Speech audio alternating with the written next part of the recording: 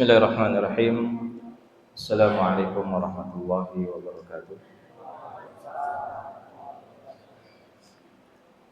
Alhamdulillahirabbil alamin wassalatu wassalamu ala asyrafil anbiya'i wal mursalin wa ala alihi wa sahbihi ajma'in, amma ba'du. Ma'asyiral muslimin wa zumratal mu'minin ahibati fillah rahimani wa rahimakumullah jami'an insyaallah. Alhamdulillah, atas karunia dari Allah Subhanahu wa taala pada kesempatan hari apa ini, Pak? Rabu apa Kamis? Hari Jumat. Kalau nyebutnya Kamis berarti ketahuan belum ngopi. Berarti gagal fokus ini. Ini hari Jumat. Bulan apa? Bulan apa? Rabiul Akhir. Kita nih orang Islam harus hafal bulan-bulan Islam. Kita berada di bulan Rabiul Akhir. Tanggal berapa?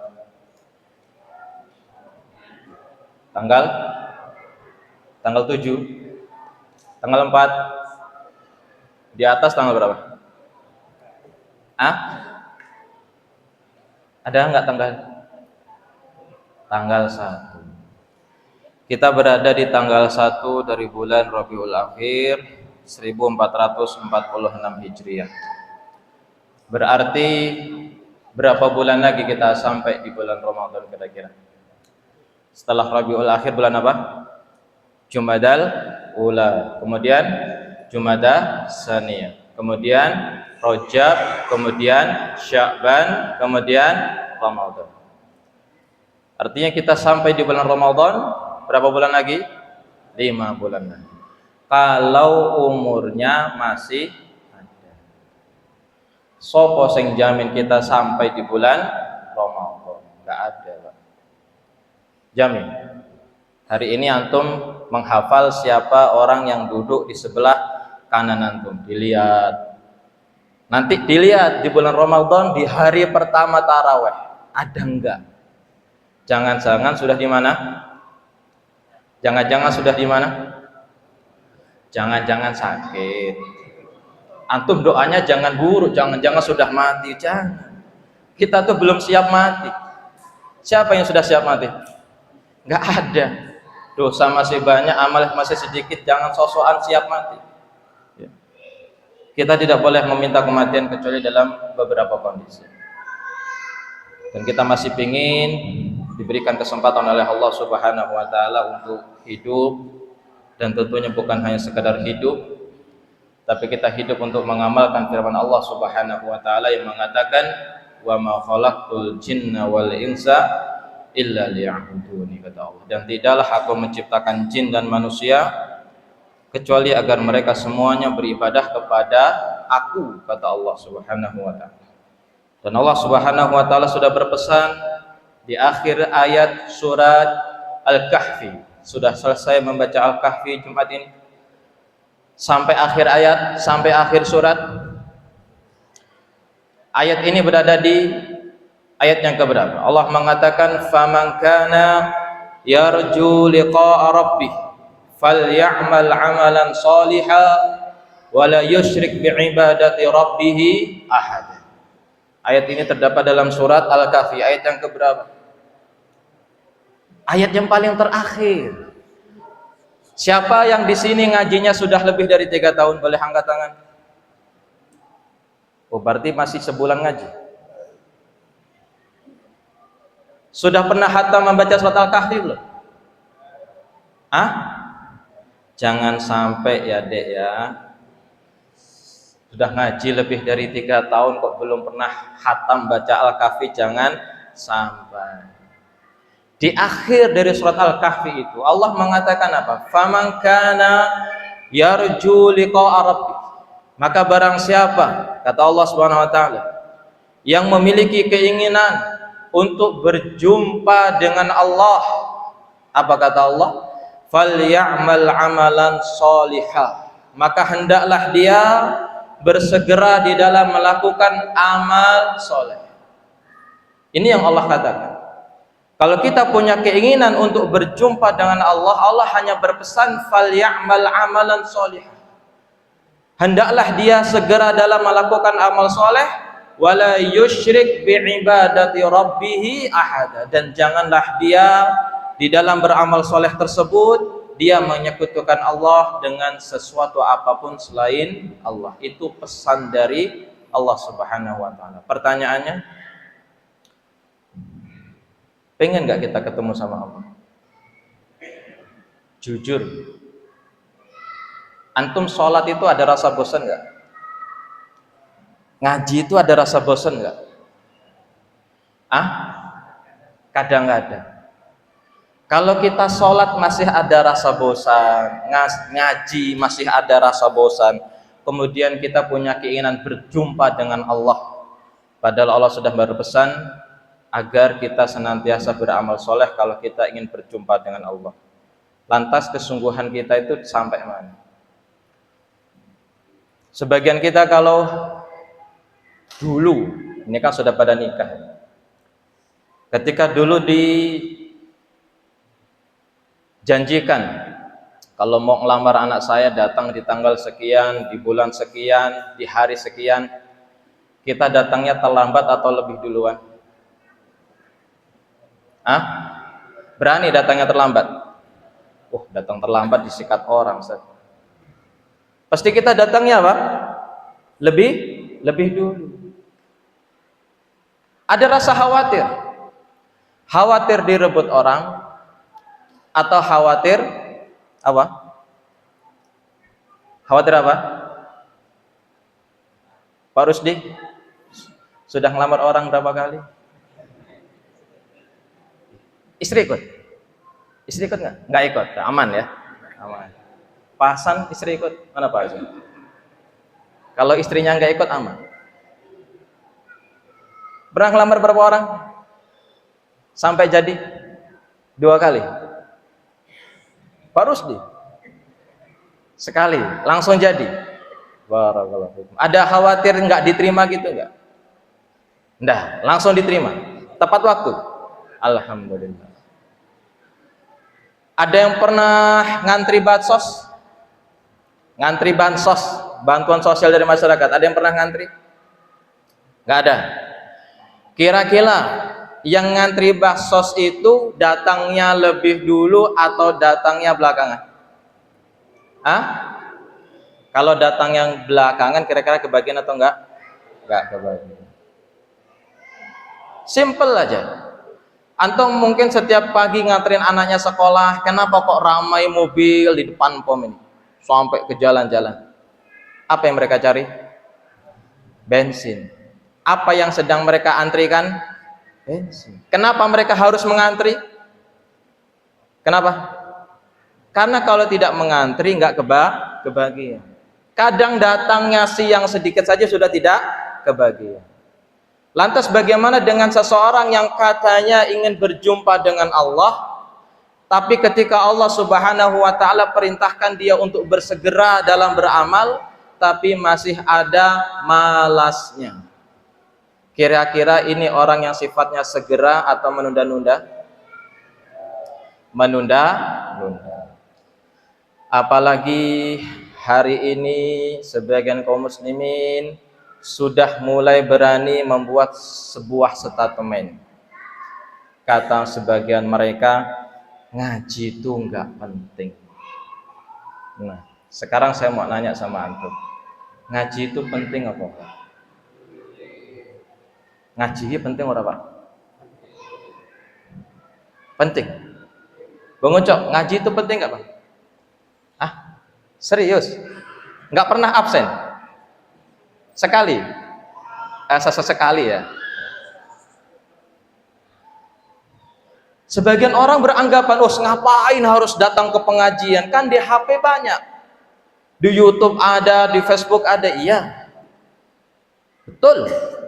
Kita mau cari pengajian siapa di YouTube ada. Yang ahlu sunnah banyak, yang ahlu bid'ah lebih banyak. Pertanyaannya 1 dari 2. Tolong datangkan 1 dalil bahwa menuntut ilmu secara langsung pahalanya dikalahkan oleh mereka yang menuntut ilmu secara online. Satu dalil saja, tak kasih 100.000. Loh, beneran. Sedangkan satu dalil saja.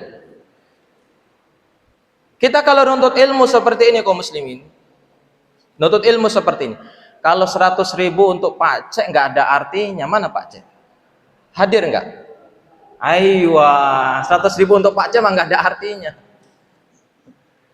Coba saya mau nanya, kita kalau nuntut ilmu secara langsung dengan secara online, pahalanya besar mana? Kalau yang mengatakan sama aja saat pahalanya kan sama-sama nyewa kajian, tunggu dulu.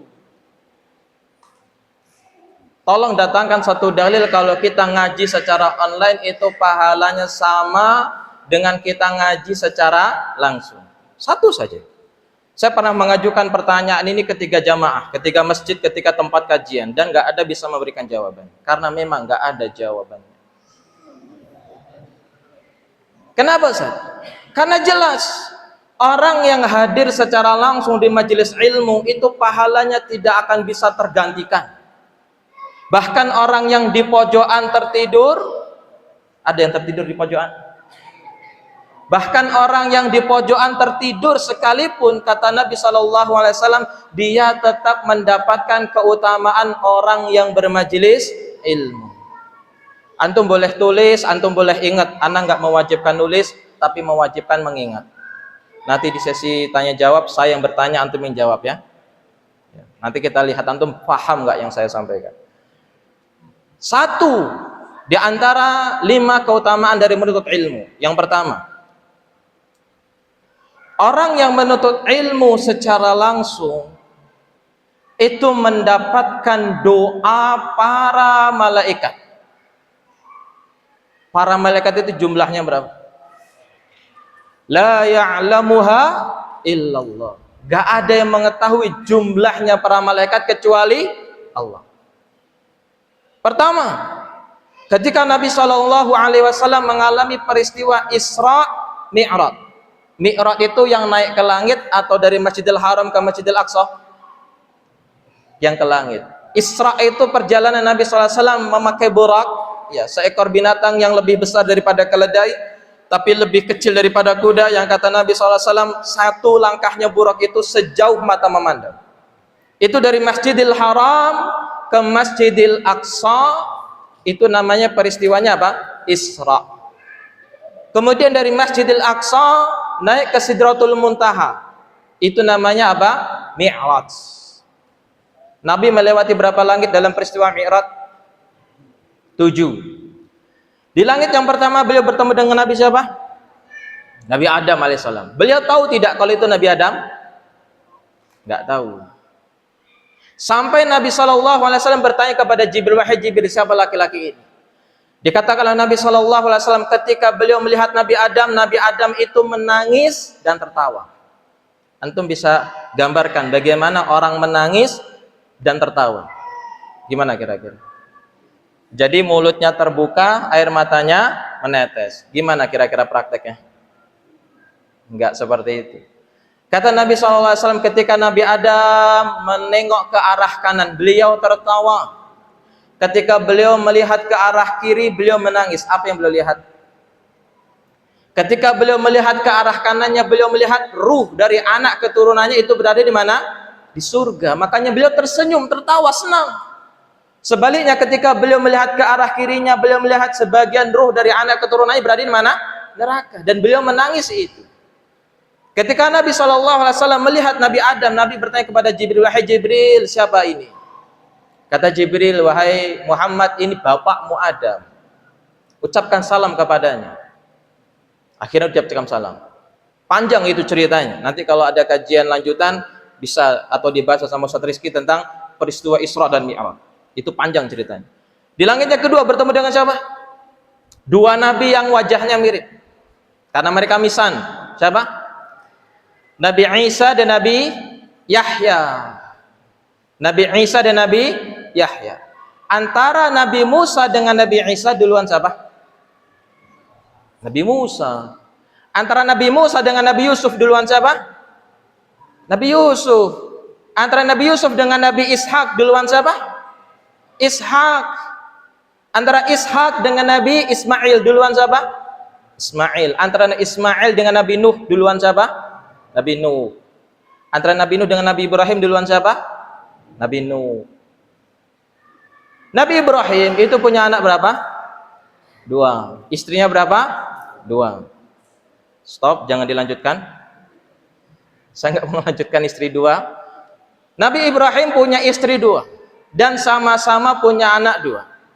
Dari istri yang kedua yang bernama Hajar lahirlah siapa? Ismail.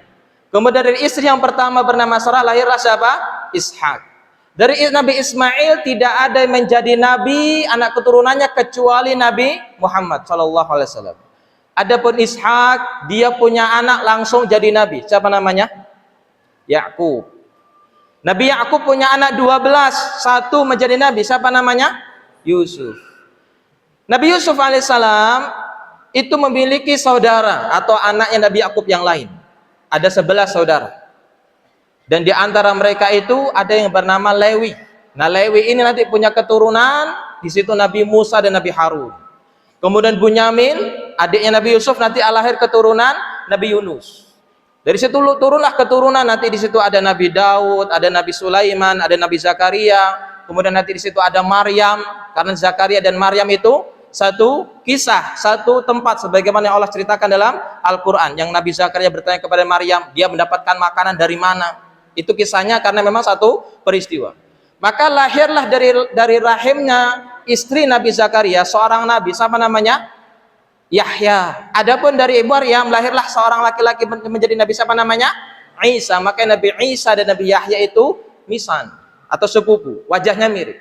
Dan ketika Nabi SAW menaiki langit yang kedua, beliau melihat 2 orang yang saling wajahnya mirip.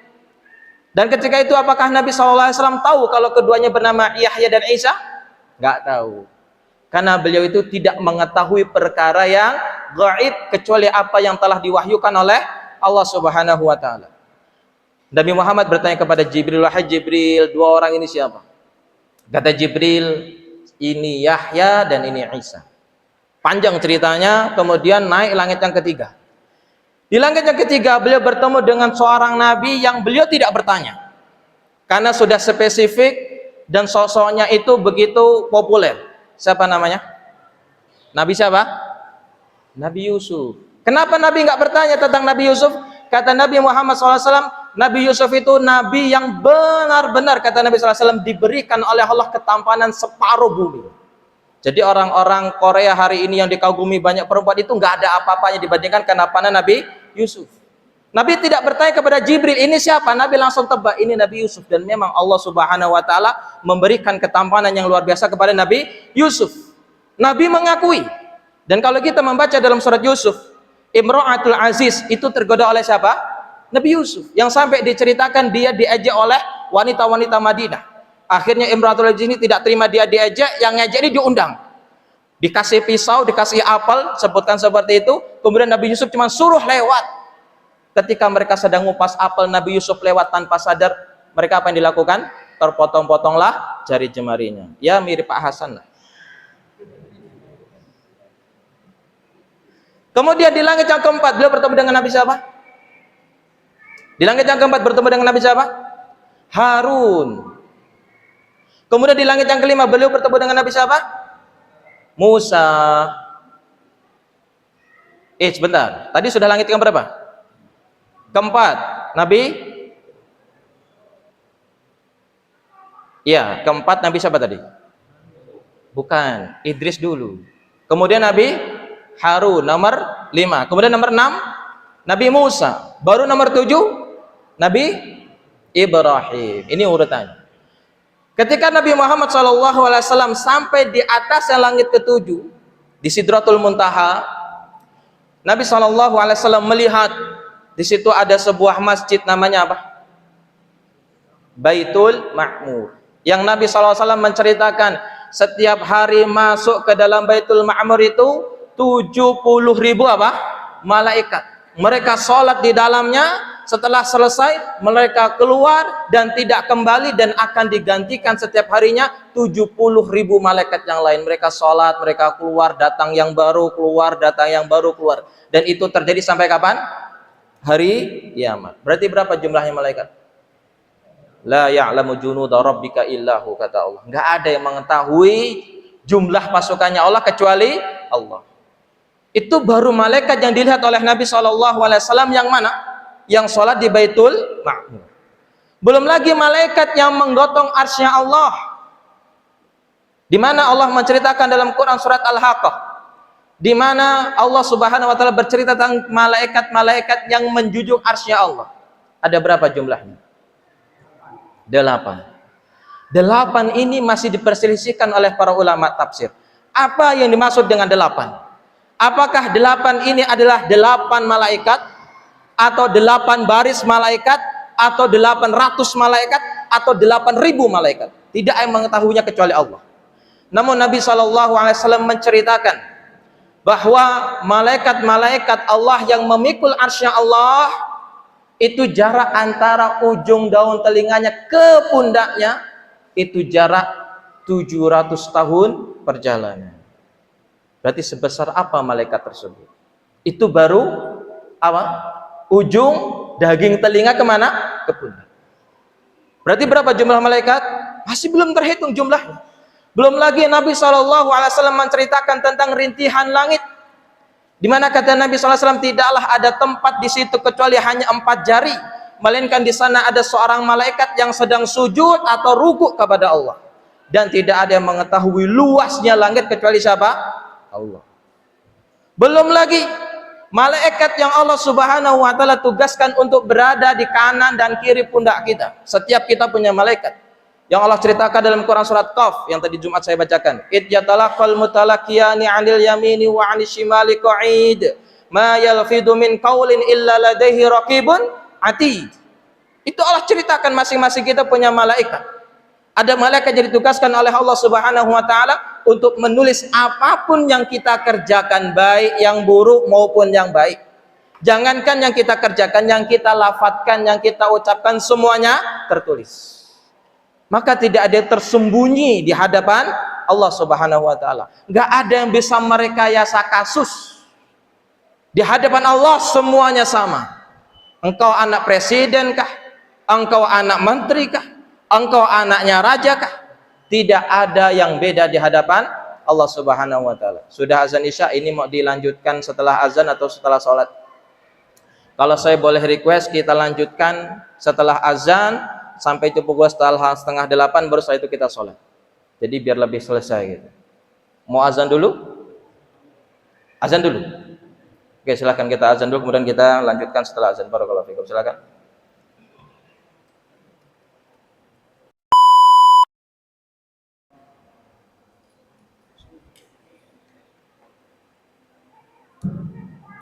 Kita lanjutkan kaum muslimin. Sampai mana tadi?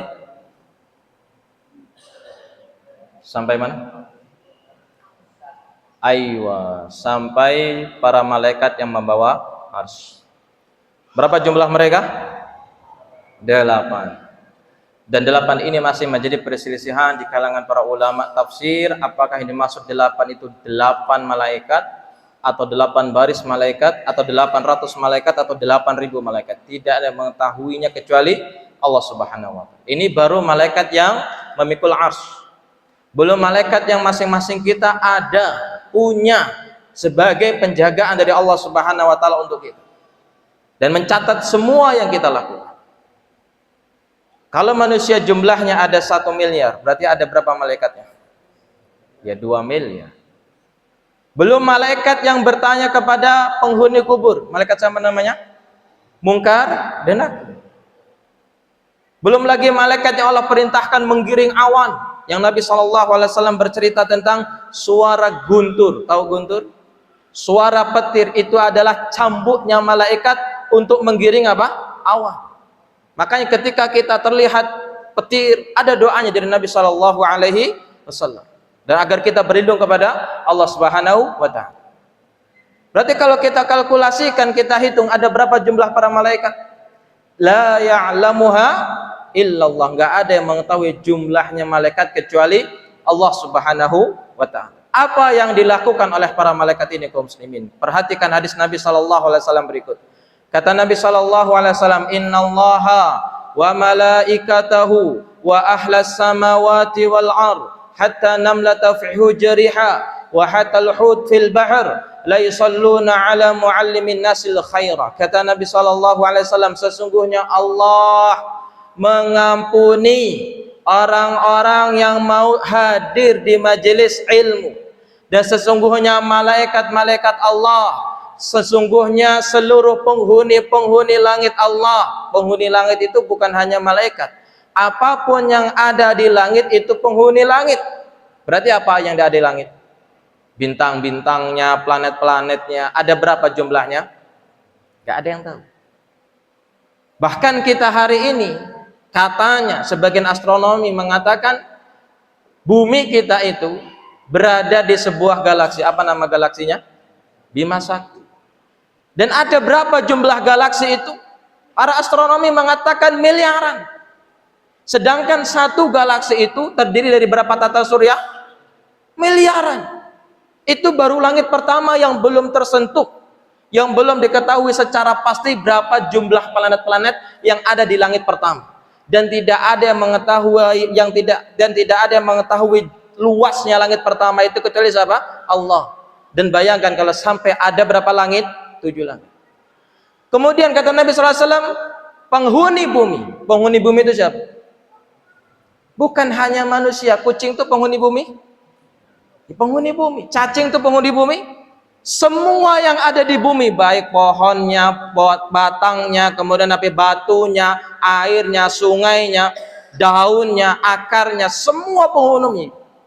Bahkan sampai mengatakan apa? Hatta namlah, sampai semut-semut dalam lubangnya. Wa hatal hut, sampai ikan-ikan yang ada di dalam air, semua jenis ikan. Antum kalau pernah datang ke pantai-pantai yang menangkapi ikan itu, tiap hari berapa ton mereka keluarkan dari laut dan tidak habis. Itu baru ikan-ikannya. Belum yang ada di dalam bumi, semut, sampai angin, sampai burung. Kalau misalkan ada beberapa ekor burung menyaksikan antum di hadir majelis ilmu ini, kenapa kita tidak merenung kisah Nabi Sulaiman yang pernah mau merajam seekor burung gara-gara nggak hadir waktu absen? Burung apa itu? Hudhud. Apa yang ditanyakan oleh Nabi Sulaiman kepada burung hudhud? Kau dari mana? Apa cerita burung hudhud? Aku melihat sebuah kaum yang mereka dipimpin oleh seorang wanita dan mereka menyembah apa? Matahari. Burung hudhud melihat tidak peristiwa sebuah kaum ini menyembah matahari? Melihat. Dan melaporkannya kepada siapa? Nabi Sulaiman. Berarti kaum muslimin, hewan-hewan yang ada di sekitar kita, mereka sebenarnya tahu apa yang kita kerjakan. Kalau kita melakukan kebaikan, mereka tahu kalau kita melakukan kebaikan. Sebaliknya, kalaupun kita berbuat keburukan, mereka pun tahu kita melakukan keburukan. Dan apa kata Nabi SAW? Sesungguhnya Allah, seluruh malaikat Allah, seluruh penghuni-penghuni langit, seluruh penghuni bumi, sampai ikan-ikan dalam lautan, sampai semut-semut dalam lubangnya. Apa kata Nabi SAW? La yusalluna ala muallimin nasil khaira. Mereka semua beristighfar, memohon ampun kepada Allah untuk orang-orang yang hadir di majelis ilmu. Sama nanya sama antum. Sebutkan amalan apa yang bisa mengalahkan pahala ini. Kata Imam Asy-Syafi'i rahimahullah. Kata Imam Asy-Syafi'i, aku tidak mengetahui amalan apa yang lebih utama setelah yang Allah wajibkan selain dari amalan menuntut ilmu. Apa yang Allah wajibkan? Yang kita tidak boleh meninggalkannya. Salat, apalagi? Puasa, apalagi? Zakat, apalagi? Haji, apalagi? Haji ini bagi siapa? Yang mampu. Apalagi? Yang kita tidak boleh meninggalkannya. Umroh. Umroh itu nggak ada yang wajib ya ikhwah. Umroh itu hukumnya apa? Sunnah. Nabi SAW umrah seumur hidupnya berapa kali? Nabi SAW seumur hidupnya umrah berapa kali? Nabi SAW seumur hidupnya haji berapa kali? Nabi itu haji hanya sekali. Umrahnya berapa kali? Berapa ini? 4 kali. Umrahnya Nabi SAW berapa kali? 4 kali. Ketika terjadi perjanjian Hudaybiyah tahun ke-7 Hijriah, beliau gagal umrah tahun berikutnya. Kemudian setelah itu beliau menaklukkan kota Mekah. Setelah itu beliau pulang dari Ji'rana setelah perang Hunain, setelah pembagian harta ghanimah. Sebelum pulang kembali ke kota Madinah, beliau umrah dulu. Kemudian ketika beliau melaksanakan haji wada, beliau disertakan dengan apanya?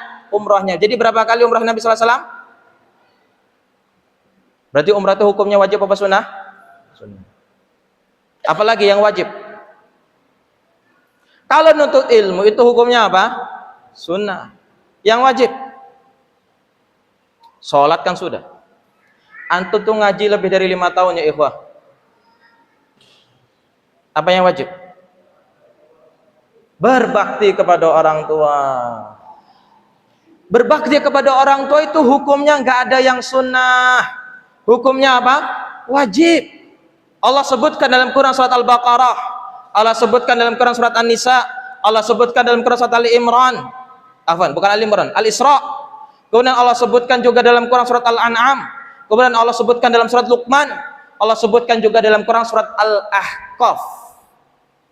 6 surat Allah Subhanahu wa taala memerintahkan kepada kita untuk senantiasa berbakti kepada orang tua. Ini yang wajib. Kata Imam Syafi'i apa tadi? Aku tidak mengetahui amalan apa yang lebih utama setelah yang Allah wajibkan kecuali amalan menuntut ilmu. Apa tadi keutamanya? Baru satu kita sebutin. Apa tadi? Mendapatkan doa para malaikat. Tolong datangkan satu amalan yang pahalanya serupa. Umrah. Apa pahala umrah? Antum yang pernah umroh ya ikhwan, antum umroh itu tujuannya apa? Mau selfie di sisi Ka'bah atau apa? Sebagian kita tuh kalau belum selfie di sisi Ka'bah tuh belum yakin kalau kita sudah umroh. Apa pahala umroh? Antum kalau ditawarin umroh gratis sama kajian gratis, datang yang mana? Umroh gratis. Akan saya tanya sama antum, antum kalau umroh itu dapat pahala apa? Kalau kita nuntut ilmu dapat pahala apa tadi? Ayo. Antum misalkan nggak punya uang untuk umrah, tapi antum masih punya kesempatan untuk mendapatkan pahala haji dan pahala umrah secara sempurna. Antum melakukan amalan apa? Di atas itu ada kalimat suruk nggak? Ada kalimat suruk. Maksudnya apa? Kalau antum setelah selesai sholat subuh, antum tidak keluar dari masjid, antum sibukkan membaca Al-Quran, berzikir kepada Allah sampai terbit matahari, sampai bergeser matahari terbit, kemudian antum sholat 2 rakaat secara sempurna, apa yang antum dapatkan pahalanya? Setara pahala haji dan pahala umrah. Itu yang disampaikan oleh siapa? Rasulullah SAW. Yang kuat siapa? Yang mampu melakukan itu sedikit atau banyak? Sedikit. Tapi ketika dia diajak untuk umrah, semangat untuk berangkat? Semangat. Tapi kenapa yang untuk beribadah hanya 1,5 jam ini, kenapa kita tidak semangat?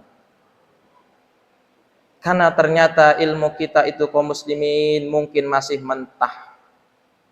Kita tidak pernah tahu kalau ternyata hanya hadir seperti ini di majelis ilmu, kita mendapatkan ampunan Allah, mendapatkan doa para malaikat, mendapatkan doa penghuni langit, penghuni bumi, semua penghuni bumi, sampai semut, sampai semua ikan-ikan yang ada di dalam lautan, yang ada dalam kolam-kolam, yang ada dalam sungai-sungai.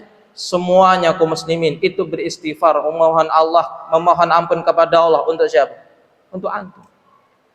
Coba anak mau tanya sama antum. Antum duduk seperti ini 1 jam dengan sholat malam 1 jam, berat mana?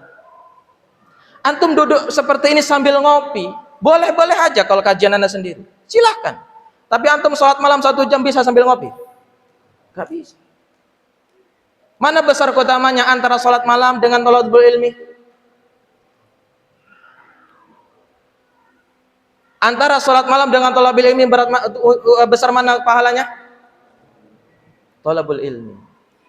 Antum pernah dengar kisah Imam Asy-Syafi'i yang pernah bertamu ke rumahnya Imam Ahmad bin Hambal, dikasih jamuan sampai kenyang, kemudian beliau sholat subuh itu nggak berwudu lagi. Dan kenapa beliau tidak berwudu? Karena beliau tidak tidur malam. Kenapa beliau tidak tidur malam? Ternyata beliau menyibukkan diri untuk merenungi dan mengambil hikmah dari sebuah hadis yang sangat pendek dari Nabi Shallallahu Alaihi Wasallam. Apa bunyi hadis itu? Ya Aba Umair, mada fa'ala Nughair. Beliau renungi hadis yang pendek ini. Artinya apa sih? Ya Aba Umair, wahai Abu Umair, mada fa'ala Nughair, apa yang dilakukan oleh burung kecilmu. Jadi Abu Umair itu di masa Nabi SAW masih hidup, dia itu punya burung kecil namanya apa? Nughair. Dan Imam Asy-Syafi'i dari sebuah hadis yang sangat pendek ini, beliau berusaha mengumpulkan hikmah dan faedah dari hadis yang pendek itu. Dan beliau tidak tidur malam. Kata Imam Asy-Syafi'i, aku sibuk dengan ilmu, itu lebih aku sukai daripada aku sholat malam.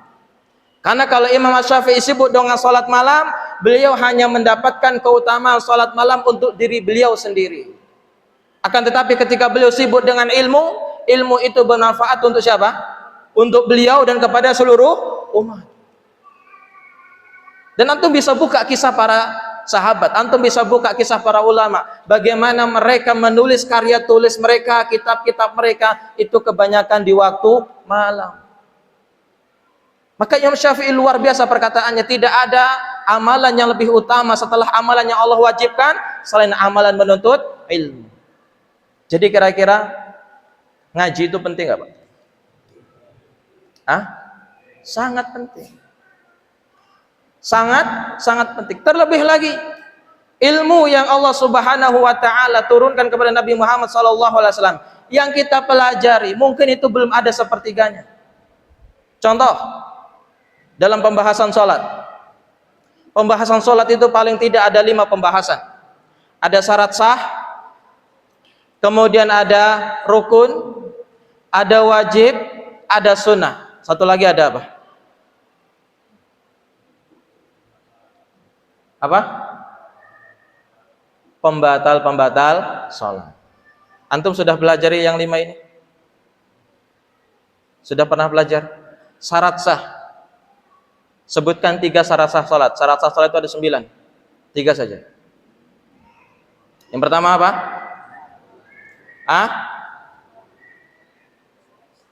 Islam, oke. Kemudian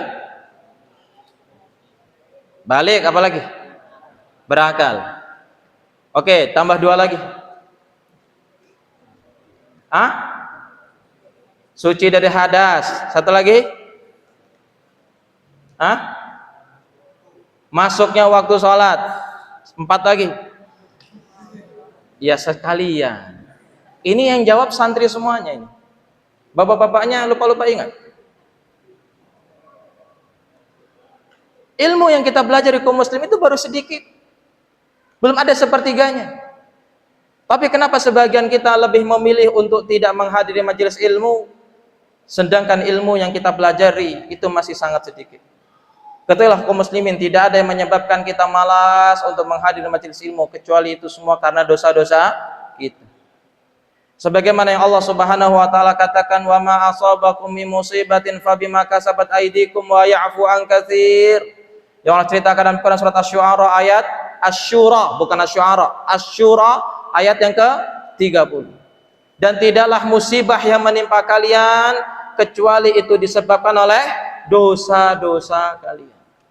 Makanya orang-orang soleh sebelum kita, ketika mereka sulit untuk bangun malam, mereka sulit untuk melakukan amal soleh, mereka akan melihat bahwasanya itu semua diakibatkan oleh dosa-dosa mereka. Mereka tidak menyalahkan anak mereka, istri mereka, tetangga mereka, teman mereka, tapi mereka menyalahkan diri mereka sendiri. Sungguh besar keutamaan orang yang mau menuntut ilmu syar'i. Itu baru satu. Mau saya tambahkan lagi, ternyata waktunya sudah habis. Boleh saya tambah 10 menit lagi? Oke, kita tambah 10 menit lagi. Takutnya nanti lama sekali ustaznya nggak selesai-selesai, sudah ngantuk ini. Tambah 10 menit lagi kaum muslimin. Dan semoga yang terakhir ini jadi motivasi untuk antum, agar antum mulai rajin kembali untuk bisa hadir kembali di majelis-majelis ilmu.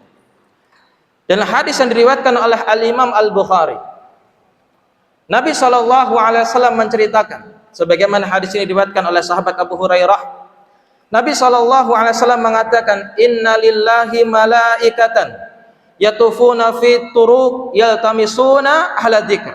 Kata Nabi SAW, sesungguhnya Allah Subhanahu wa ta'ala itu memiliki malaikat-malaikat yang mereka itu berjalan-jalan, menyusuri jalan-jalan, yaltamisuna ahla dzikr, untuk mencari ahla dzikir. Kata para ulama, ini maksud dengan ahla dzikir di sini adalah mereka yang hadir di majelis ilmu. Fa idza wajadu kauman yadhkuruna Allah tanadau halumu ila hajatikum. Kata Nabi SAW, ketika satu dari malaikat-malaikat ini telah menemukan sebuah kaum yang mereka sedang berzikir kepada Allah, memuji Allah, mempelajari kitab-kitab Allah, mempelajari sunnah-sunnahnya Rasulullah SAW, maka satu malaikat ini menyuruh malaikat-malaikat yang lain, halumu ila hajatikum, kemarilah, kata malaikat ini yang sedang kalian cari.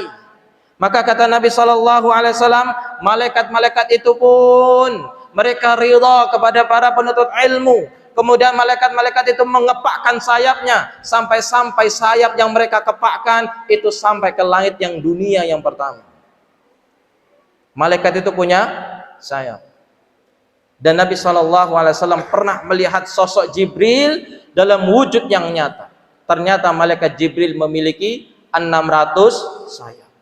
Yang Nabi SAW bercerita, sayapnya Jibril itu sudah cukup untuk menutup ufuk timur dan ufuk barat. Itu baru siapa? Jibril.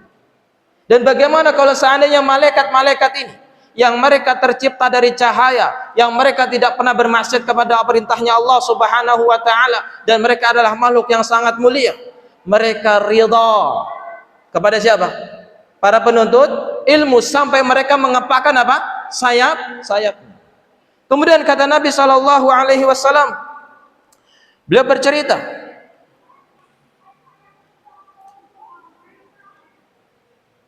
kata Nabi SAW, fayas'aluhum rabbuhum wa huwa a'lamu minhum. Kemudian kata Nabi SAW, Allah Subhanahu wa ta'ala bertanya kepada para malaikat-malaikat tersebut, padahal sebenarnya Allah itu sudah tahu. Karena Allah mengatakan apa? Innahu alimu bidatis sudur. Allah itu mengetahui apapun yang kita lakukan, sampai apa yang ada di dalam hati kita itu Allah tahu. Namun di sini Nabi SAW menceritakan adanya dialog, pembicaraan, tanya jawab antara Allah dengan para malaikat. Meskipun sebenarnya Allah itu sudah tahu apa jawaban dari para malaikat, tapi kata Nabi SAW, Allah tetap bertanya kepada para malaikat. Apa kata Allah? Perhatikan. Kata Nabi SAW, ma yaqulu ibadi. Kata Nabi SAW, apa yang sebenarnya diucapkan oleh hambaku, oleh hamba-hambaku. Qalu, para malaikat mengatakan, yaqulun yusabbihunaka wa yukabbirunaka wa yahmadunaka wa yumajidunaka. Kata Nabi SAW, ketika Allah bertanya, wahai para malaikat, apa yang sebenarnya dilakukan oleh hamba-hambaku tersebut? Maka para malaikat mengatakan, ya Allah, hamba-hambamu tersebut senantiasa mensucikanmu, senantiasa membesarkanmu, senantiasa memujimu, dan senantiasa mengagungkanmu. Kita menuntut ilmu itu berbuat apa kaum muslim? Memuji Allah atau tidak? Memuji Allah. Kita menuntut ilmu itu membesarkan Allah. Kita menuntut ilmu itu untuk mencari karunia dari Allah. Maka para malaikat ditanya oleh Allah Subhanahu wa taala. Qala fayaqul hal ra'auni. Kata Nabi sallallahu alaihi wasallam, Allah Subhanahu wa taala bertanya kepada mereka, hal ra'auni, apakah hamba-hambaku tersebut mereka pernah melihatku?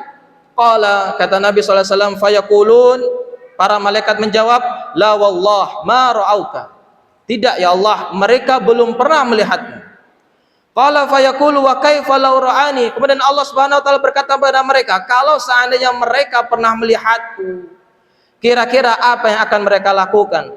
Qala yaqulun law ra'auka kanu ashadda laka ibadatan wa ashadda laka tamjidan wa tahmidan wa aksara laka tasbihan. Kata para malaikat, ya Allah, kalau seandainya hamba-hambamu tersebut pernah melihatmu sekali saja, mereka akan sangat bersungguh-sungguh di dalam beribadah kepadamu. Mereka akan sangat bersungguh-sungguh di dalam mencari karuniamu. Mereka akan sangat bersungguh-sungguh untuk membesarkanmu, memuliakanmu, memujimu. Itu diucapkan oleh para malaikat. Kemudian Allah bertanya lagi. Qala yaqul fama yas'aluni. Kata Allah Subhanahu wa taala, wahai para malaikat, apa yang diminta oleh para hamba-hambaku kepadaku? Qala yas'alunakal jannah.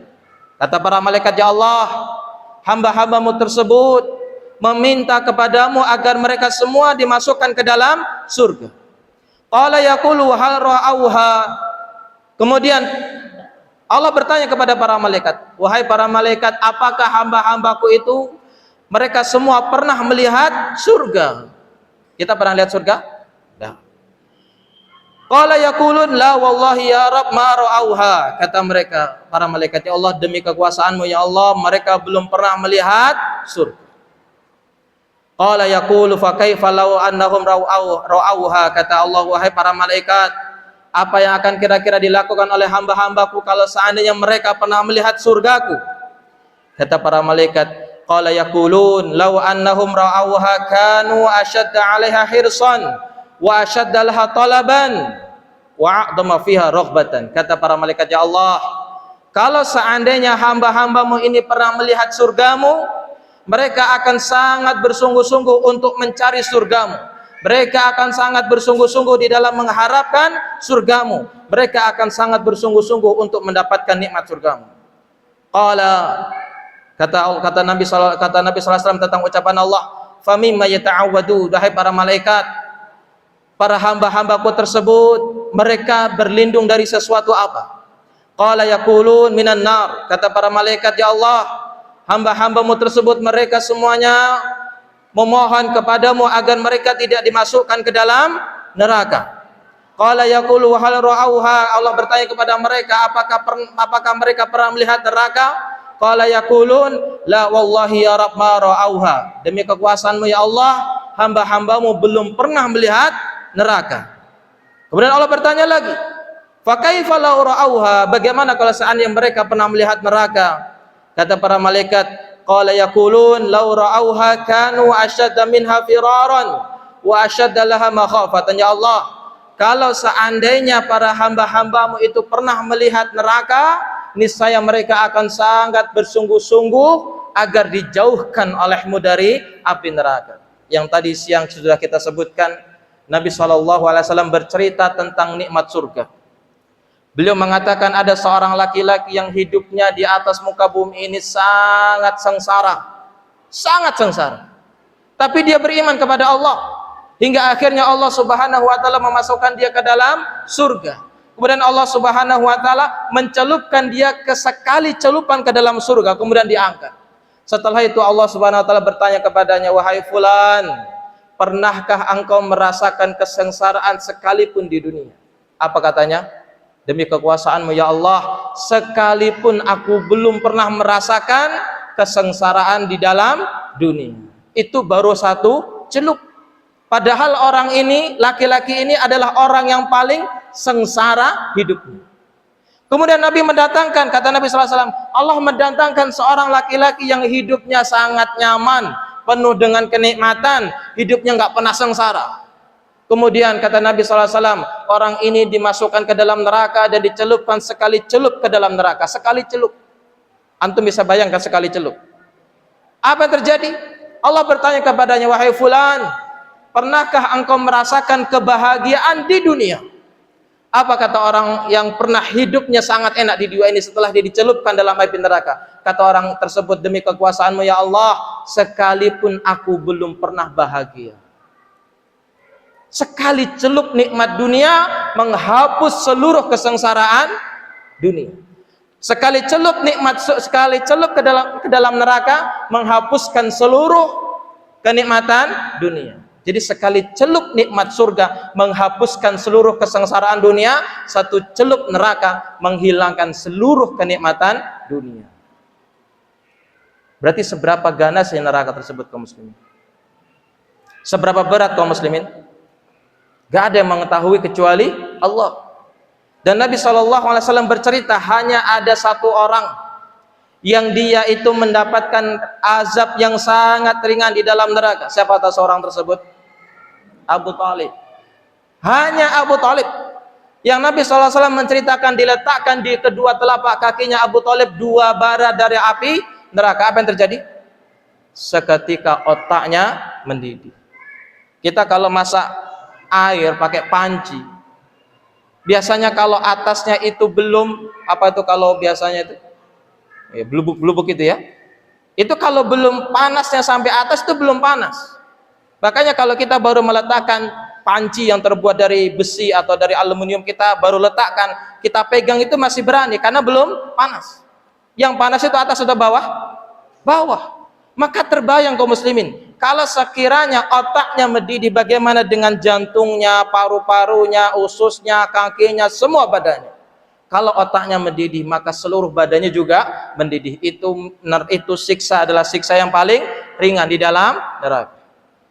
Dan Nabi SAW bercerita tentang orang yang dimasukkan ke dalam surga dan dia mendapatkan nikmat yang paling ringan di dalam surga, yaitu seorang laki-laki yang keluar terakhir kali dari neraka karena dia melakukan sebuah dosa tapi dia masih beriman. Kemudian Allah masukkan dia ke dalam surga. Kemudian Nabi SAW bercerita, Allah bertanya kepada laki-laki tersebut apa yang dia inginkan. Kemudian dia menceritakan apa yang dia inginkan. Kemudian Allah Subhanahu wa taala melipat gandakan 10 kali lipat dari apa yang dia inginkan. Setelah itu Allah berikan kepadanya 2 bidadari dari bidadari surga. Dan kata Nabi SAW, beliau mengatakan nikmat yang paling ringan di dalam surga adalah milik seorang laki-laki yang dia memiliki pelayan 1000, di mana satu pelayan ini tidak mengerjakan pekerjaan pelayan yang lain. Dan kata Nabi SAW, orang yang paling terakhir masuk ke dalam surga ini, dia mendapatkan istanah yang sangat megah yang Allah lipat gandakan sampai 10, dan Allah berikan kepadanya hanya 2 bidadari. Apa yang dia katakan? Demi Allah, tidak ada orang yang mendapatkan kenikmatan senikmat apa yang aku dapatkan. Padahal itu adalah nikmat yang paling ringan di dalam surga. Maka Nabi cerita, kalau seandainya mereka melihat surga, kita tuh belum melihat surga.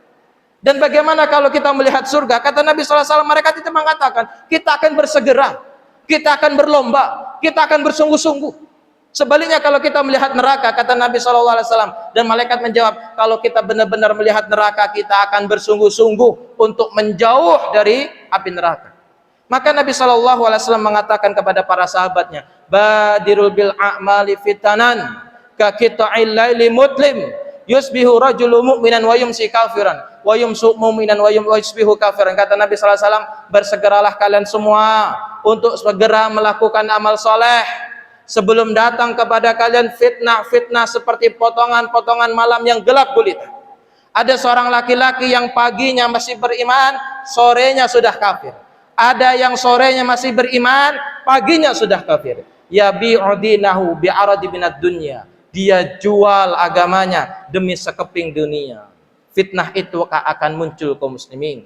Dan beliau berpesan kepada para sahabatnya agar mereka bersegera di dalam melakukan amal soleh. Maka pilihannya kembali kepada kita.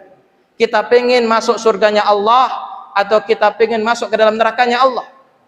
Sungguh orang bodoh kalau dia ingin masuk nerakanya Allah. Kalau nggak percaya nerakanya Allah itu panas, Ini kalau nggak, bagi yang nggak percaya, antum nyalakan api, antum bakar arang, arangnya sampai merah, kemudian coba diletakkan di telinga. Nggak usah 1 jam, 30 menit aja. Berlubang nggak kepalanya? Berlubang. Itu baru bara api. Bagaimana kalau seandainya api neraka didatangkan? Bagaimana seandainya kalau Allah Subhanahu wa taala memasukkan seseorang ke dalam neraka? Yang kata Nabi SAW, 1 celup neraka itu melupakan semua kenikmatan dunia. Semua apa yang pernah dia rasakan dari kenikmatan dunia ini, semua hilang. Maka sungguh bodoh orang yang ingin mencari kesengsaraan neraka.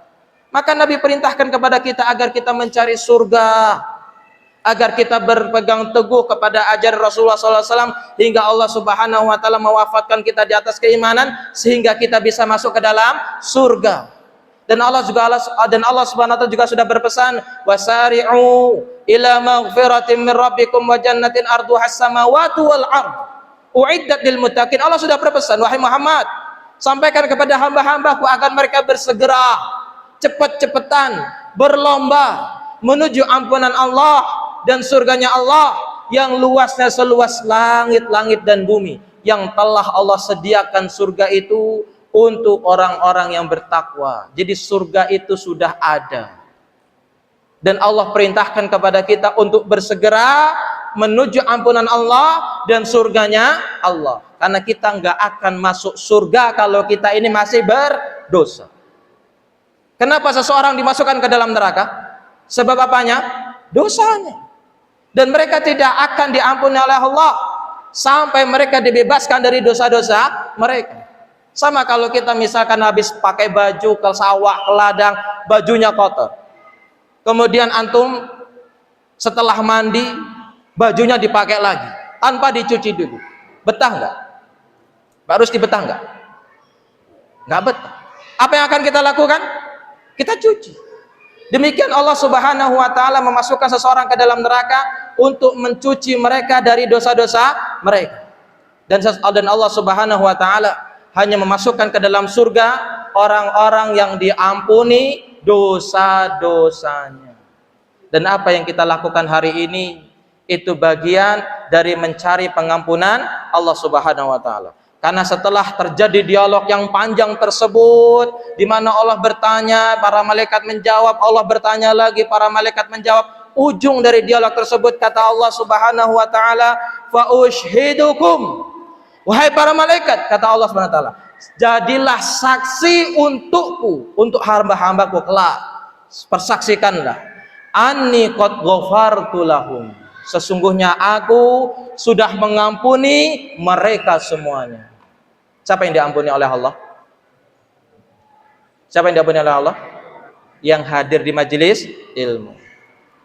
Kata Nabi SAW, yaqulu malakun minal malaikah. Ada satu malaikat itu bertanya kepada Allah. Dia mengatakan, ya Rabb, fihi fulan laisa minhum, innama ja'a li hajatin. Ya Allah, tapi ada di antara orang-orang yang hadir di majelis ilmu itu, yang mereka itu bukan bagian dari orang-orang yang ingin menuntut ilmu. Mereka itu hanya datang, ada keperluan, mereka duduk, mereka hadir. Maksudnya para malaikat, kalau yang benar-benar menuntut ilmu, mendapatkan pengampunan wajar. Karena memang mereka niatnya untuk menuntut ilmu. Tapi ini hanya lewat. Dia hanya berwudu, tahu-tahu mampir, ini apa rame-rame ikut duduk. Apalagi kalau ada kopinya, sekalian ngopi sekalian kan gitu. Para malaikat ini bertanya, yang satu itu bagaimana ya Allah? Yang seperti ini bagaimana ya Allah? Yang mereka ini tidak ada tujuan untuk menuntut ilmu, bagaimana mereka ya Allah? Apa kata Allah Subhanahu wa taala? Kata Allah, humul julasa la yashqa bihim jalisuhum. Kata Allah Subhanahu wa taala, mereka semua adalah satu teman duduk, mereka semua aku ampuni. Antum duduk ngantuk di pojok sana ya ikhwah, antum dapat apanya? Pengampunan Allah. Kita kalau duduk sandaran sembari pegang HP, scroll 1 jam, capek? Capek enggak? Enggak ada capeknya. Tapi kalau antum duduk seperti ini, sebagian tak lihat antum dah antum lendet kanan, lendet kiri, palanya goyang-goyang. Capek nggak? Capek. Tapi yang sedikit ini kaum muslimin, yang seperti ini kaum muslimin, yang hanya seperti ini kaum muslimin, saya sampaikan lagi, yang hanya seperti ini kaum muslimin, antum mendapatkan pahala yang besar dari sisi Allah Subhanahu wa taala yang antum tidak bisa dapatkan dari pengajian-pengajian online. Antum boleh silahkan simak sebanyak yang antum mampu kajian-kajian online, tapi jangan sampai terlepas dari kajian langsung. Itu baru dua. Kata Imam Ibnu Qayyim, ada ratusan keutamaan orang yang hadir di majelis ilmu, itu baru dua. Tak tambah satu bonus. Kata Nabi SAW, mastama'a qaumun fi baitin min buyutillah yatluna kitaballah wa yatadarasunahu fima bainahum illa nazalat alaihimus sakinah wa khasyathumur rahmah wa hafathumul malaikah wa dzakarahumullahu fiman indah. Kata Nabi SAW, tidaklah berkumpul suatu kaum di salah satu masjid dari masjid-masjid Allah, mereka membaca Al-Quran, mereka mengajarkan isi Al-Quran, tidaklah mereka melakukan itu semua illa nazalat alaihimus sakinah, kecuali Allah akan turunkan as-sakinah, ketenangan. Antum pengen mendapatkan ketenangan, itu nggak usah susah-susah cari gunung yang tinggi, panjat gunung, atau nggak perlu susah-susah cari pantai yang indah, berada di tepi pantai. Kalau hati kita gundah gulana, carilah majelis ilmu. Disitulah Allah Subhanahu wa taala akan mendatangkan kepada hati kita apa? As-sakinah, ketenangan. Salat kaum muslim, itu mendatangkan apa? Ketenangan. Bermajelis ilmu juga mendatangkan apa? Ketenangan. Bahkan kalau misalkan antum lupa terhadap sesuatu, antum cari keliling sana, keliling sini, ke atas atap, ke bawah genteng, ternyata antum nggak menemukan apa yang antum cari, maka satu yang bisa antum lakukan, apa itu? Sholat. Karena terkadang kita kalau sholat itu, semua yang terlupakan jadi apa? Ingat. Imam Abu Hanifah itu cerita, Imam Abu Hanifah, ada seorang laki-laki datang kepadanya menceritakan, wahai imam, aku dulu itu pernah mengubur hartaku. Kalau orang dulu itu nyimpen harta itu di tanah, dikubur. Tapi aku lupa di mana aku pernah menguburnya. Kalau antum nyimpennya di lemari, antum punya 10 lemari, gampang, antum tinggal buka semua lemari. Ini dikubur di dalam tanah dan orang ini lupa. Apakah di tanah depan, apakah di tanah belakang, apakah di tanah tetangganya, dia nggak tahu. Apa kata Imam Abu Hanifah? Sholatlah engkau dengan khusyuk, siapa tahu Allah mengabulkan dan memudahkan urusanmu. Benar, orang ini sholat. Setelah sholat dengan khusyuknya, ingat di mana dia pernah apa? Menguburkan hartanya. Jadi kalau antum sedang gundah gulana, itu datang ke majelis ilmu. Antum Allah akan dimudahkan oleh Allah segala urusan antum. Itu yang pertama. Yang kedua, khasyatumur rahmah. Allah akan liputi kita dengan rahmatnya Allah. Allah akan sayangi kita. Allah akan cintai kita. Allah akan rahmati kita. Dan karena rahmat Allah Subhanahu wa taala, kaum muslimin, hidup ini akan terasa nikmat untuk kita. Nikmat. Mendapatkan rahmat dari Allah Subhanahu wa taala. Yang ketiga, kata Nabi sallallahu alaihi wasallam, hafathumul malaika. Para malaikat menaungi dengan sayap-sayapnya, sebagaimana sudah kita ceritakan tadi. Orang yang menuntut ilmu itu mendapatkan naungan para malaikat. Dan yang paling spesial itu yang terakhir. Wa dzakarahumullahu fiman indah. Kata Nabi sallallahu alaihi wasallam, orang yang mau hadir di majelis ilmu, mereka disebut-sebut namanya oleh Allah Subhanahu wa taala di hadapan makhluk yang ada di sisi Allah Subhanahu wa taala. Allah Subhanahu wa taala berada di dalam surga dan Allah menyebut-nyebut nama antum satu persatu di hadapan makhluk yang ada di dalam surganya Allah. Paling tidak kaum muslimin, kita nggak dikenal presiden kita, nggak dikenal menteri kita, nggak dikenal sama bupati kita, nggak jadi masalah. Yang jadi repot itu kalau kita tidak dikenal oleh Allah. Biarlah nama kita tenggelam di bumi, tapi nama kita terkenal di atas langit. Maka sering-seringlah hadir di majelis ilmu. Jadi ngaji penting nggak Pak? Ngaji penting nggak? Oke. Ngaji itu ternyata penting. Sebagaimana saya sampaikan tadi, saya tutup kajian ini dengan tanya jawab. Saya yang bertanya, antum yang jawab. Dibaliklah. Oke, sebutkan malaikat yang memiliki 600 sayap. Jibril, gampang sa Jibril. Siapa nabi yang berada di langit yang kelima? Siapa? Harun apa Idris? Harun. Barakallahu fikum.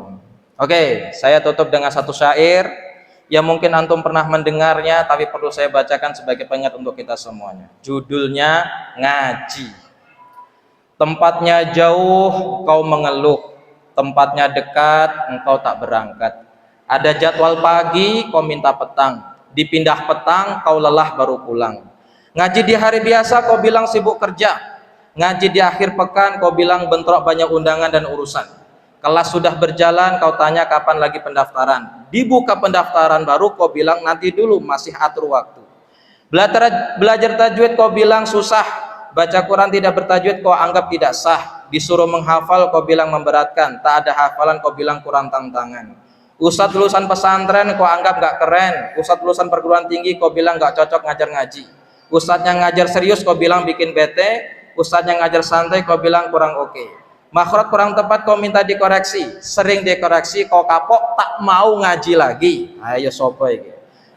Setan itu gigih, dia selalu membisikkan pelemahan dan pembenaran untuk menghindari yang tidak baik.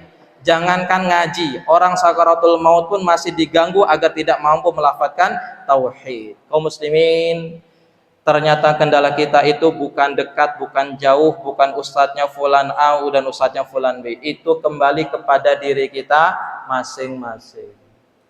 Kalau nanti kita sudah berdiri di hari kiamat ketika Allah Subhanahu wa taala menurunkan matahari sampai jarak dengan kita hanya 1 mil. Saat itu kita tidak akan peduli dengan siapa-siapa. Kita hanya memperdulikan diri kita masing-masing. Ada 3 tempat kita tuh tidak akan peduli dengan siapapun. Siapa yang tahu 3 tempat ini? Pernah dibahas belum sama Ustaz Rizky? Ada 3 tempat yang kita itu nggak akan peduli, nggak akan ingat dengan keluarga kita. Yang pertama apa? Ketika terjadinya hari kiamat. Yang Allah Subhanahu wa taala bercerita, sampai ibu-ibu yang sedang menyusui diletakkan bayinya. Sampai ibu-ibu yang sedang mengandung digugurkan kandungannya, enggak peduli dengan siapapun. Yang kedua kapan? Ketika ditimbangnya amal perbuatan yang baik dan yang soleh ditimbang. Kita enggak peduli siapa-siapa. Dan yang ketiga kapan? Ketika kita di atas sirat. Apa itu sirat? Sebuah jembatan yang terbentang di atas neraka Jahannam, yang Nabi SAW ceritakan dia lebih tipis daripada sebilah rambut, tapi lebih tajam dari sebilah pedang, yang kanan kirinya banyak besi-besi yang siap mengoyak untuk menjatuhkan orang yang lewat. Dan setiap kita pasti melewati ini, karena ujung dari surat itu apa? Surga. Dan Nabi menceritakan orang yang pertama lewat itu seperti secepat kedipan mata, jadi maklep itu sudah sampai ujung. Yang kedua seperti kilat. Yang ketiga seperti orang yang menaiki kuda, yang berikutnya seperti orang yang menaiki onta, yang berikutnya seperti orang yang berlari, berikutnya seperti orang berjalan, berikutnya orang yang merangkak. Kata Nabi SAW, yang menjalankan mereka di atas sirat itu apanya? Amal soleh mereka. Mungkin antum kalau doa kepada Allah, ya Allah aku minta ya Allah mobilnya 10, tanahnya 10 hektar, istrinya 4 misalkan. Antum rubah doanya. Apa doanya? Minta agar kita termasuk orang-orang yang dimudahkan urusan dunia dan akhirat, terutama dalam urusan apa? Hari kiamat, terutama urusan ketika kita melintasi apa? Sirat. Karena di bawah sirat itu apa? Neraka Jahannam. Dan kita pasti melewati sirat itu kaum muslimin. Maka berdoa kepada Allah dan perlu perbaiki doa kita agar kita termasuk orang-orang yang dimudahkan oleh Allah melintasi sirat secepat apa? Kedipan mata atau cepat kilat? Kita berdoa kepada Allah agar kita semuanya dimudahkan oleh Allah melewati sirat secepat kedipan mata. Tapi ini semua butuh apa? Usaha. Usahanya apa kaum muslimin? Amal soleh. Dan inilah diantara amal soleh yang bisa kita lakukan, yaitu mengaji. Masjid ini berapa bulan sekali ngajinya? Sebulan 2 kali. Berarti antum harus rutinkan, jangan sebulan 2 kali. Sehari sekali. Jangan, 1 pekan 1 kali lah. 1 pekan 1 kali. Jadi setiap sepekan sekali ada kajian, 1 pekan sekali ada kajian, 1 pekan sekali ada kajian. Jadi kita ini yang terutama bapak-bapak yang sibuk dengan dunia selama sepekan, paling enggak 1 hari saja disisihkan waktunya untuk apa? Nutut ilmu. Bosan enggak bosan? Mengasikkan tidak mengasikkan? Karena yang kita cari itu bukan asiknya. Yang kita cari apa yang ketika bermajelis ilmu? Ampunan Allah. Itu yang kita cari. Dan pengajian-pengajian rutin, pengajian-pengajian tahsin, itu antum harus pelajari. Jangan sampai kita sholat, ternyata sholat kita tidak sah. Karena kita tidak bisa membaca sholat apa? Al-Fatihah. Karena Al-Fatihah itu bagian dari rukun sholat. Nabi cerita, ada seorang laki-laki sholat selama 60 tahun. Tapi 1 sholatnya tidak diterima oleh Allah. Gara-gara sholatnya apa? Asal-asalan. Antum boleh buka kitab semua para ulama. Hukum mempelajari Al-Quran. Hukum mempelajari cara membaca Al-Quran. Terutama hukum cara membaca Al-Fatihah. Itu hukumnya sunnah atau wajib? Antum akan dapati hukumnya apa? Wajib. Karena masing-masing kita pasti melaksanakan sholat. Dan sholat tidak akan sah kecuali membaca surat apa? Al-Fatihah. Maka antum wajib belajar tahsin itu. Wajib. Agar sholat antum itu sempurna di hadapan Allah. Jangan seperti disampaikan oleh Nabi SAW. Sholat selama 60 tahun ternyata 1 sholatnya tidak diterima oleh Allah Subhanahu wa Ta'ala. Pengen sholatnya diterima atau tidak diterima ya ikhwah? Ya pengennya diterima. Celaka orang-orang yang tidak melaksanakan sholat dan celaka orang-orang yang sholatnya tidak diterima oleh Allah Subhanahu wa Ta'ala. Mungkin ada yang bertanya, satu saja. Apapun silahkan. Harus bertanya. Anak-anak ada yang bertanya?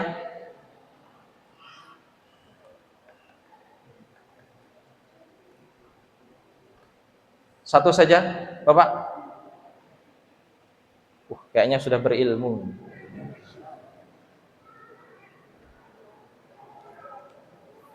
Betul. Kalau ada yang bertanya, apapun.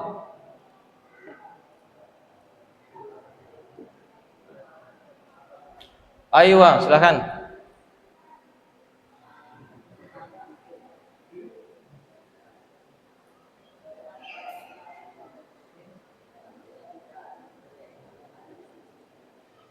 Berzikir tapi tidak suci.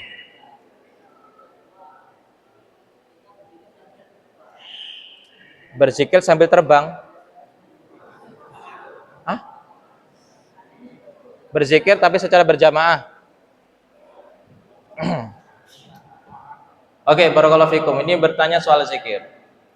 Kaum muslimin, Nabi SAW itu pernah didatangi oleh seorang sahabat. Sahabat ini berkata kepada Rasulullah, "Ya Rasulullah, syariat Islam ini begitu banyak. Aku kalau melakukan semuanya aku nggak mampu. Ajarkan kepadaku 1 amalan dari syariat Islam itu, ya Allah, ya Rasulullah, yang aku bisa senantiasa mengamalkannya." Kata Nabi SAW, basahilah lisanmu dengan zikir. Syariat Islam ini banyak sekali. Dari sholatnya, belum yang wajib, belum yang sunnah, belum yang qiyamul lail, macam-macam. Belum yang puasanya, wajibnya, sunnahnya, macam-macam. Kalau kita melakukan semuanya mungkin terasa berat bagi kita untuk melakukan. Namun ada 1 amalan yang Nabi SAW mengajarkan kepada para sahabat ini untuk bisa istiqomah melakukannya, yaitu amalan apa? Berzikir. Dan berzikir ini kaum muslimin sifatnya mutlak. Kapanpun kita bisa berzikir. Dalam kondisi bagaimanapun kita bisa berzikir. Dalam kondisi kita suci atau tidak suci, dalam kondisi kita berwudu atau tidak kita berwudu, kita bisa membaca zikir sebanyak yang kita bisa. Contoh, kata Nabi SAW, ada 2 kalimat yang sangat ringan diucapkan oleh lisan tapi berat kelak pada timbangan kita. Apa itu? Subhanallahi wa bihamdih, subhanallahil adzim. Ini bisa kita ucapkan tanpa kita berwudu dulu. atau kita sedang naik motor, atau kita sedang nyetir mobil, atau kita sedang di atas kendaraan, atau kita sedang ada di sawah, atau kita dalam kondisi bagaimanapun, yang penting tidak dalam kamar mandi saja, kita bisa senantiasa apa? Berzikir. Belum lagi Nabi mengatakan, barang siapa yang mengucapkan subhanallah walhamdulillah wala ilaha illallah wallahu akbar, apa yang akan diberikan oleh Allah kepadanya? Allah ampuni dosa-dosanya meskipun sebanyak buih di lautan. Atau seseorang mengucapkan subhanallahi wa bihamdi, diulang-ulang, Allah akan ampuni dosanya meskipun sebanyak buih di lautan. Jadi amalan zikir ini kaum muslimin, usahakan jangan sampai tertinggal, dan biasakan lisan kita ini biasa terbasahkan dengan apa? Zikir. Orang kalau lisannya biasa basah dengan zikir, kagetnya pun zikir. Kagetnya saja zikir. Orang yang terbiasa apa? Berzikir. Tapi kalau orang yang tidak biasa berzikir, kagetnya ngucapin apa? Kebun binatang lah semua disebut. Maka lisan kita harus terbiasa apa? Berzikir. Dan berzikir ini kaum muslimin tidak harus kita lakukan bersama-sama. Kita lakukan secara mandiri-mandiri. Kita lakukan secara masing-masing, terutama zikir ketika kita sedang menunggu antara azan dengan iqamah. Itu kita manfaatkan dengan berzikir. Duduk di shaf, apa yang akan didapatkan oleh orang yang duduk di shaf pertama nunggu sholat? Didoakan ampunan oleh siapa? Para malaikat. Itu hanya duduk.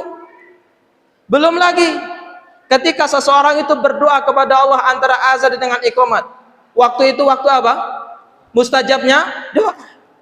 Makanya ketika kita bisa memanfaatkan waktu antara azan dengan iqamah dengan memperbanyak doa kepada Allah, terutama kita perlu pertolongan kepada Allah di dalam beribadah kepada Allah. Sebagaimana Nabi SAW sering berucap kepada Allah, mengatakan apa? Allahumma a'inni ala dzikrika wa syukrika wa husni ibadati. Kalau terasa berat bagi kita untuk beribadah kepada Allah, perlu kita membaca doa ini. Ya Allah, bantu aku ya Allah di dalam bersyukur kepadamu, di dalam berzikir kepadamu, dan di dalam memperbagus amal ibadahku hanya untuk. Kalau sulit di saat kita ini berzikir, karena mungkin kita itu tidak minta pertolongan kepada Allah. Jadi kapanpun kita bisa berzikir, kecuali sifatnya khusus tertentu oleh waktu, seperti zikir setelah sholat itu khusus, atau zikir pagi, zikir petang, atau zikir sebelum tidur, itu sifatnya apa? Khusus. Di situ terbatasi dengan waktu. Adapun sisanya waktu tersebut kita bisa maksimalkan dengan memperbanyak zikir kepada Allah apapun. Yang penting zikirnya sesuai dengan tuntunan dari Rasulullah sallallahu alaihi wasallam. Barakallahu fikum.